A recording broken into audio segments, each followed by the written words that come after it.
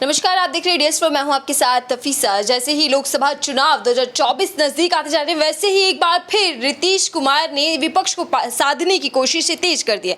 नीतीश कुमार का कहना है कि अगर विपक्ष एक साथ आ जाए तो बीजेपी 100 सीटों में सिमट जाएगी, 100 भी पार नहीं कर पाएगी। ऐसा बड़ा बयान नीतीश कुमार दे रहे हो। आपने भी सुना कि नीतीश कुमार ने कह दिया है 100 सीटों में सिमट जाएगी बीजेपी अगर विपक्ष एक साथ आ गया। देखिए, विपक्ष एक साथ आ गया। आप ये बताइए कि क्या कांग्रेस के बिना विपक्ष एक साथ आ सकता है? कांग्रेस के बिना वो लोग एक विपक्ष की कल्पना कर सकते हैं? नहीं कर सकते। अच्छा, लेकिन कांग्रेस के साथ आते ही पूरा जहाज डूब जाता है। तो ये वही विफल कोशिश जो पहले भी की जा चुकी है, कई बार की जा चुकी है। और ऑलरेडी मैंने आपके इंटरव्यू में भी पहले बोला है कि अब पुराने नेताओं से जनता की उम्मीदें खत्म हो चुकी हैं। आज की तारीख के अंदर वो लोग जो जनता की आवाज उठाएं, जो मूल मुद्दे पर बात करें, जनता की रोजी रोटी पर बात करें, जनता जहां पिस रही है उस मुद्दे पर बात करें, उस पर तो कोई मुद्दा नेता बात ही नहीं करना चाहता। सरकार सत्ता चाहिए, सत्ता चाहिए, सत्ता की कुर्सी पर बैठना है। और तो तुम्हारे अंदर और भाजपा वालों में फर्क क्या है? आप विपक्ष को एकजुट करने की बात करते हैं, जो इस देश का असली मालिक है। इस देश का असली मालिक कौन है? देश की जनता। आप उस जनता को एकजुट होने की बात नहीं कर रहे हैं, आप विपक्ष को एकजुट होने की बात कर रही हैं। जबकि बाबा साहब अम्बेडकर ने एक समय था जब उन्होंने एक बात को एक्सप्लेन किया था कि सही मायने में विपक्ष कौन होगा। आप अपनी मर्जी की सरकार चुनिए, आप अपनी मर्जी की सरकार को वोट दीजिए, लेकिन आपका रोल परमानेंट विपक्ष का ही रहेगा, क्योंकि आप जनता हैं और जनता कभी भी समर्थक नहीं हो सकती। जनता का आपने वोट दिया, अपनी मर्जी की सरकार को चुनिए, चाहे कांग्रेस को चुनिए, भाजपा को चुनिए, नीतीश कुमार को प्रधानमंत्री बनाइए, लेकिन वोट डालने के बाद आप विपक्ष में खड़े हो जाइए, क्योंकि उस चुने हुए लोगों का काम होता है देश की जनता के लिए काम करना। जी। लेकिन सर, जैसे अभी आपने कहा कि बिना कांग्रेस के टक्कर देना बीजेपी को नामुमकिन है, और ये विपक्ष भी मान चुका है, क्योंकि कांग्रेस सबसे पुरानी और बड़ी पार्टी है। तो बिना कांग्रेस आप कह रहे हैं कैसे संभव होगा? कैसे बीजेपी को टक्कर दे पाएंगे? देखिए, और आप कांग्रेस की आलोचना भी कर रहे हैं। देखिए, मैं कांग्रेस की आलोचना नहीं कर रहा हूं, मैं ये बताने का प्रयास कर रहा हूं, मैं ये बताने की कोशिश करना चाहता हूं कि आपके व्यूअर्स को समझना चाहिए।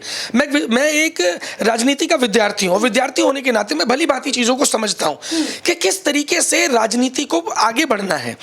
अगर आप बात करते हैं कांग्रेस की, आप केवल उस लोगों के ऊपर मत जाइए, कांग्रेस बीजेपी। हमें आज उन देश की जनता को आज उन काबिल लोगों की तलाश है जो सही मुद्दे पर बात तो रखें। आज की तारीख के अंदर कोई बोलने को तैयार नहीं। अदानी के मुद्दे के ऊपर कांग्रेस चिल्ला रही, क्या बिगड़ रहा है? क्योंकि जनता एकजुट नहीं हो रही।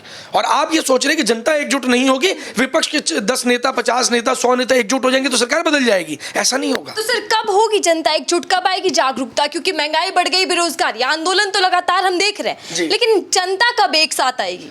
देखिए, ये कहना कि जनता कब एक साथ आएगी थोड़ा सा मुश्किल है। चुनावी मुद्दे तो हावी हो जाते हैं ना। देखिए, चुनावी मुद्दे हावी हो जाते हैं, लेकिन जो वो क्रेज था, India is Modi, Modi is India, India is Indira, Indira is India, तो वो सब एक फेस आउट हुई हैं चीजें। और अब आप देखिए कि भाजपा, चाहे विपक्ष एकजुट ना भी हो, तब भी भाजपा की 100 सीटें नहीं आने वाली। ये तो बड़ा स्पष्ट है।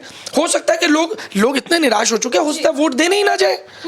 लेकिन अगर एक अच्छा विकल्प, एक मजबूत विकल्प अगर जनता को नजर आएगा, और वो भी केवल अपने में से नजर आएगा कि कुछ हम जैसे लोग, कुछ साधारण परिवारों के लोग, कुछ आम परिवारों के लोग, कुछ गरीब घरों के लोग जब इस लड़ाई को लड़ने के लिए आगे आ रहे हैं, जैसे देश की आज़ादी के समय क्रांतिकारी आगे आए थे, उन क्रांतिकारियों का केवल एक धर्म था, क्रांति। कोई हिंदू नहीं था, कोई मुस्लिम नहीं था, कोई ब्राह्मण नहीं था, केवल क्रांति धर्म था। और आज की तारीख के अंदर जिस वर्ग का, जिस व्यक्ति का धर्म देश होगा, देश में अत्याचार को रोकना होगा, गरीबों पे होते हुए अत्याचार को रोकना होगा, वही लोग सत्ता में आएंगे। और लेकिन उन लोगों को उठने में समय लगता है, क्रांति खड़ी होने में बहुत समय लगता है। लेकिन लोग, ऐसा नहीं है कि लोग इग्नोर करते हैं जनता को। नेता बेवकूफ़ समझ सकते हैं, लेकिन जनता बहुत इंटेलिजेंट है, और जनता खुली आंखों से, खुली बाहों से उन क्रांतिकारियों का स्वागत करती है। और ये हमने देश की जब आज़ादी की लड़ाई लड़ी गई, हमने हर चीज़ को देखा, जनता ने क्या नहीं दिया। लेकिन सर, सवाल ये, जो इस वक्त की राजनीति आप देख रहे हैं, वो एक अलग तरीके की राजनीति हो रही है, वहीं वोटों का ध्रुवीकरण किया जा रहा है। तो ऐसे में आपको लगता है कि जनता बेसिक मुद्दों पर एक साथ आएगी? कहीं हिंदू मुसलमान चल रहा है, तो कहीं पर जातिवाद की जो राजनीति है। देखिए, मैं आपको एक चीज़ बता देता हूँ कि जो आपने कहा कि क्या जनता इन मुद्दों पर एक साथ आएगी, आपको शायद मालूम होगा देश में कर्जा मुक्ति अभियान चल रहा है। जी सर। उस एक मुद्दे पर जहां जहां जमीन पे वो चल रहा है, आप जाकर वहां विजिट कीजिए रैंडमली, वहां हर जाति हर धर्म के लोग इकट्ठे हो रहे हैं और वो क्या कह रहे हैं, हमारा धर्म केवल कर्जा है।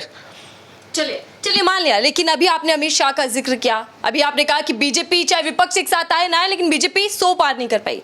अमित शाह कह रहे हैं कि 2024 में मोदी जी को चुनौती देने वाला अभी तक कोई भी नहीं है। देखिए, अपने मुंह मियाँ मिट्ठू, अपनी खुद की तारीफ करना, क्योंकि अपना आंकलन करने से पहले अपने प्रतिद्वंदी, आपके जो सामने खड़ा होने वाला है ना, उसका आंकलन ज़रूरी होता है। और मैं नहीं मानता कि अमित शाह जी को ऐसा छोटा बयान देना चाहिए। मैं उनको एक रणनीतिकार, क्योंकि भाजपा के लोग अक्सर उन्हें चाणक्य कहते हैं, हम ये मानते हैं कि जो व्यक्ति गृह मंत्री के पद पर बैठा है वो उसको ऐसा हल्का बयान नहीं देना चाहिए कि कोई है ही नहीं। तो सीएम योगी भी कह रहे हैं ना कि विपक्ष में दम नहीं है, विपक्ष गुमराह हो गया। तो ऐसे में जब एक तरफा सरकार कह रही है हम जीत कर आ रहे, 400 प्लस का नारा दे रही है, तो कहाँ देखते हैं आप विपक्ष को? कहाँ देखिए, विपक्ष कौन, बात वही है घूम फिर कर जहां से मैंने बात शुरू की थी। विपक्ष कौन है? लेकिन विपक्ष करने वाला तो कोई होना चाहिए। मैं उसी में कह रहा हूं, विपक्ष कौन है? विपक्ष एक्चुअल में देश की जनता विपक्ष है, लेकिन नेतृत्व करने वाले हमारे प्रतिनिधि। हमें नेता नहीं चाहिए, हमें वो लोग नहीं चाहिए कि जो नेता ये बोले कि तुम तो मेरे गुलाम हो और मैं तुम्हारा राजा हूं। हमें वो लोग चाहिए जो असलियत में देश की जनता को राजा मानते हो और सही मायने के अंदर उनकी सेवा करने के लिए कुछ काम करना चाहते हो। चलिए ठीक है, बहुत बहुत धन्यवाद सर निशम से बातचीत करने के लिए। उन्होंने खुले तौर पे कह दिया कि इस बार जो चुनाव होगा जनता वर्सेस बीजेपी होगा, लेकिन जरूरत है अभी जनता को एक साथ आने की, क्योंकि चुनौती तो जनता देती है और जनता ही सरकार तक विपक्ष या सरकार को लेकर जाती है, यानी कि किसी भी पार्टी को। तो ऐसे में विपक्ष क्या कमाल कर पाएगा? नीतीश की जो कोशिशें लगातार चल रही हैं, कितना साध पाएंगे वो विपक्ष को एक साथ, और क्या विपक्ष वाकई में चुनौती बन पाएगा, टेंशन दे पाएगा बीजेपी को? यही बड़ा सवाल है और इसी सवाल के साथ आपको छोड़ जाते हैं। फिलहाल के लिए दीजिए इजाजत।